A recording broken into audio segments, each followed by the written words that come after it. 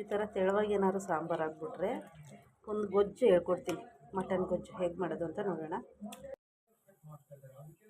ಸ್ವಲ್ಪ ಎಣ್ಣೆ ಹಾಕ್ಬಿಟ್ಟು ಈರುಳ್ಳಿ ಮತ್ತು ಕರಿಬೇವು ಹಾಕಬೇಕು.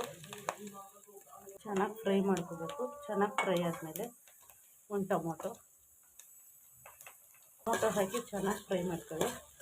ಟೊಮೊಟೊ ಬೆಂದಮೇಲೆ ಕಾಯಿ ಆಡಿಸಿರ್ತೀವಲ್ಲ ಮಟನ್ ಮಸಾಲಕ್ಕೆ, ಅದು ಹಾಕೋಬೇಕು.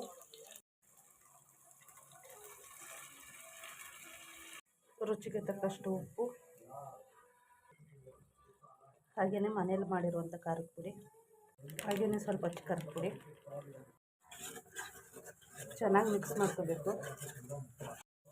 ಒಂದು ಸ್ವಲ್ಪ ನೀರು ಹಾಕೋಣ. ಚೆನ್ನಾಗಿ ಕುದೀಲಿ.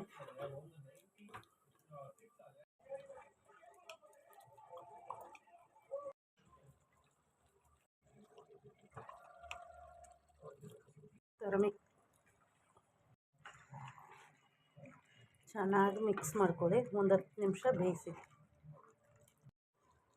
ಕೊನೆಯದಾಗಿ ಲಾಸ್ಟ್ಲಿ ಒಂದು ಸ್ವಲ್ಪ ಕೊತ್ತಂಬರಿ ಸೊಪ್ಪು ಉದುರಿಸಿದ್ರೆ ಮಟನ್ ಗೊಜ್ಜು ರೆಡಿ.